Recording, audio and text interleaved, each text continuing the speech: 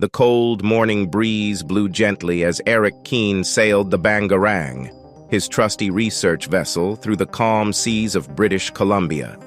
The newborn sun painted the sky with shades of pink and orange, reflecting on the tranquil waters.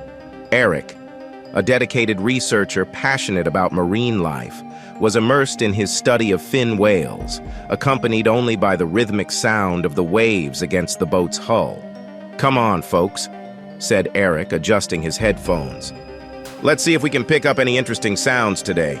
His crew, composed of young marine biologists, followed his instructions, monitoring the equipment and watching the horizon. It was then that something unusual broke the silence. A sound, unlike anything Eric had ever heard, echoed through the speakers. "Wait! Listen to this!" Eric exclaimed, calling for absolute silence. This is not normal."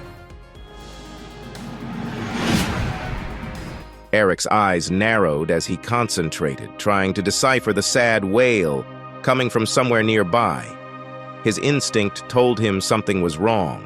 Driven by curiosity and a sense of duty, he steered the Bangarang toward the sound. "Stay calm and be alert," he instructed. "It could be a whale in trouble."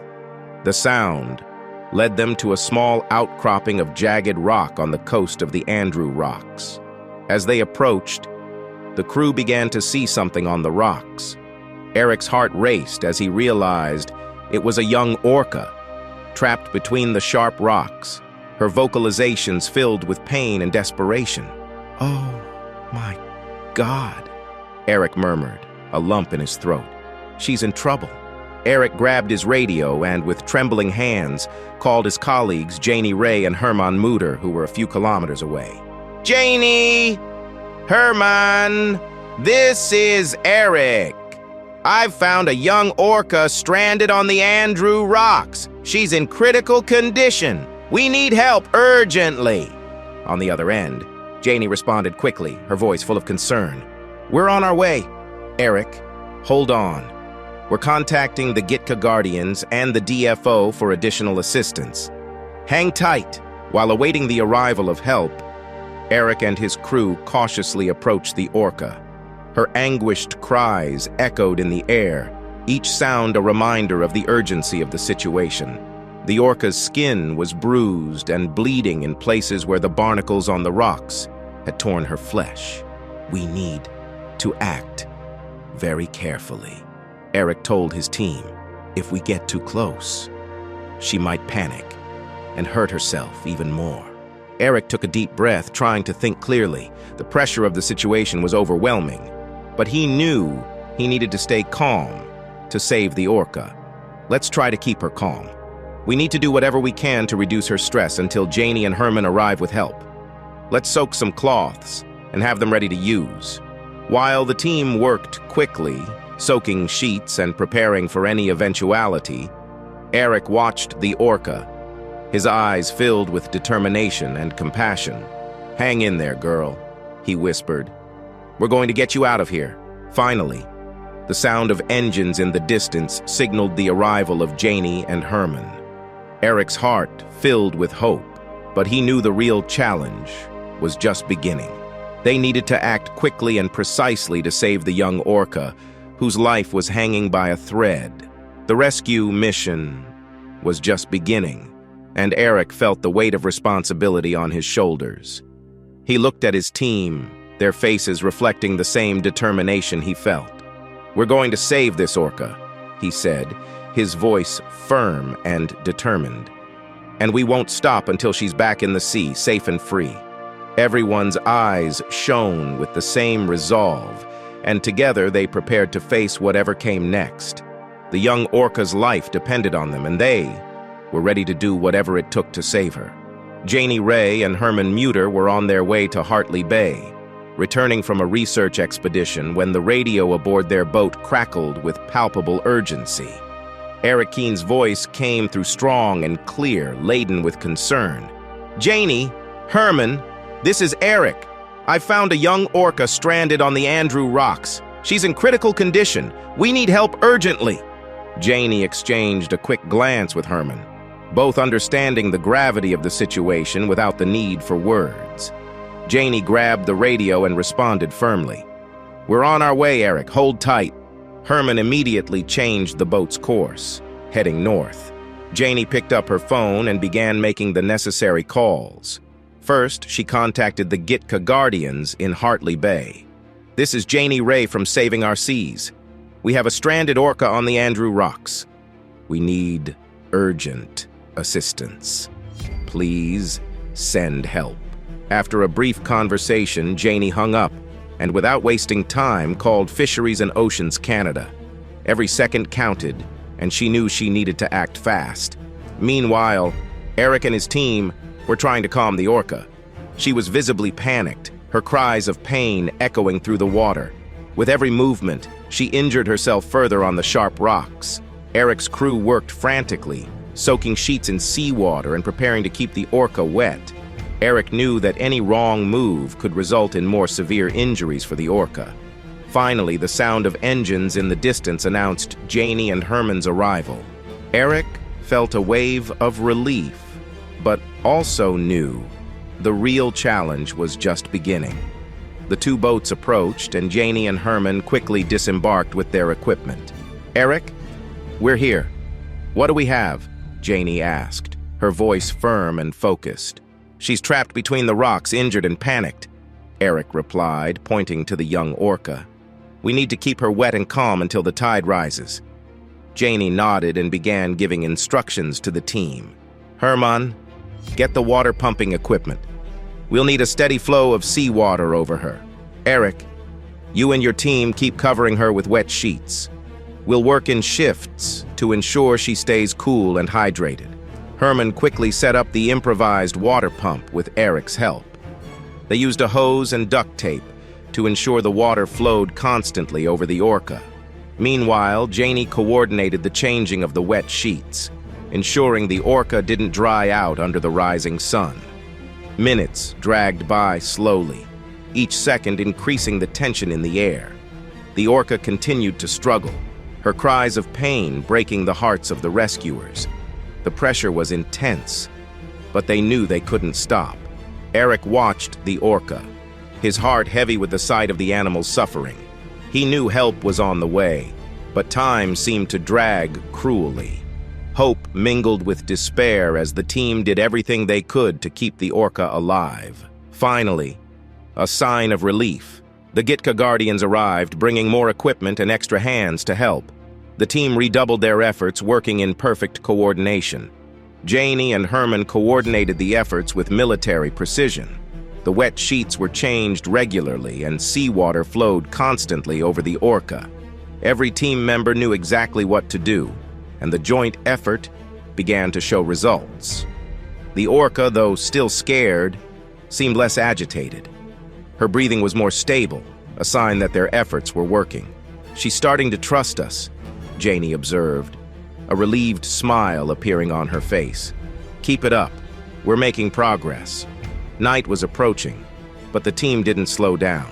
They knew the tide would still take a while to rise enough to free the orca, but they had no intention of giving up. The rescue mission was just beginning, and they were determined to see it through to the end. Eric looked at his team, their faces reflecting the same determination he felt. They were exhausted, but they wouldn't stop until the orca was safe. "We're going to save this orca," he said, his voice full of resolution. "And we won't stop until she's back in the sea, safe and free." Everyone's eyes shone with the same resolve, and together they prepared to face whatever challenges lay ahead. The young orca's life depended on them, and they were ready to do whatever it took to save her. The arrival of Janie Ray and Herman Mutter brought a wave of relief and renewed energy to Eric and his team. However, as they approached the young orca, it became clear that the real challenge was just beginning. The sun was rising quickly, and the heat threatened to complicate the situation further. "Janie, we need to keep this orca wet and calm until the tide rises again," said Eric, pointing to the wounds on the orca's skin. Herman began unloading the water-pumping equipment they had brought. He looked at Eric and gave a slight smile. trying to ease the tension. "Come on, Eric. We've been through tough situations before. We can do this."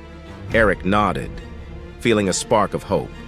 He quickly improvised a water pump with a hose and some duct tape, ensuring that seawater flowed continuously over the Orca. Janie ran to fetch sheets and towels while Herman adjusted the water pump.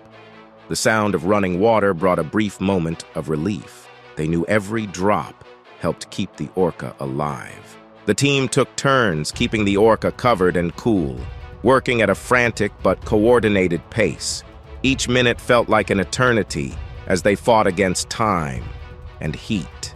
Meanwhile, Eric watched the Orca, her cries of pain now turning into softer whimpers. He knew that the Orca's trust in her rescuers was crucial for the success of the rescue. The team continued to soak the Orca, replacing the dry sheets with fresh ones. The heat of midday was relentless, but their determination was unwavering. Each sheet change, each bucket of water poured over the Orca was a small victory in the battle for her life. Suddenly, an unexpected problem arose. The water pump began to fail, releasing only a few spurts of water before stopping completely. "No, not now!" Herman shouted, trying to adjust the hose and check the duct tape. Eric rushed to help, feeling the pressure mount. They couldn't lose the water pump. It was essential to keep the Orca wet. "Janie, we need more sheets and buckets of water," Eric shouted as he tried to fix the pump. Janie and the other team members ran to fetch more sheets and buckets while Herman and Eric worked frantically on the pump. While they struggled with the pump, Janie and the rest of the team continued to manually soak the Orca, pouring buckets of water over her body and covering her with wet sheets. The tension in the air was palpable. Every second felt like an endless challenge, but the team knew they couldn't stop. The Orca's life depended on them, and they were determined to keep going. Finally, after a desperate struggle, Herman managed to get the pump working again, though intermittently. The water began to flow once more, bringing immediate relief. "We did it!" Herman shouted with a tired but triumphant smile. "Good job, Herman," Eric said, feeling a new wave of hope. "Now keep the water flowing. We need to keep her cool until the tide rises." As the team continued their efforts, the Orca began to show signs of recovery. Her breathing was more stable, and her cries of pain had significantly lessened. The sound of running water and the constant work of the rescuers created an atmosphere of hope and determination. Night was approaching, but the team didn't slow down. They knew the tide would still take a while to rise enough to free the Orca, but they had no intention of giving up. Eric looked at his team, exhausted but unwavering. They were all in this mission together, and he knew that, with this determination, they could save the young Orca. "Let's keep going, folks. We won't stop until she's free," he said, his voice full of conviction. Everyone's eyes shone with the same resolution, and together, they prepared to face whatever challenges lay ahead. The young Orca's life depended on them, and they were ready to do whatever it took to save her. The rescue marathon was in full swing as the midday sun began to beat down on the team and the young Orca. The heat was intense, and the cloud cover that helped keep the temperature bearable had dissipated, exposing everyone to relentless sun.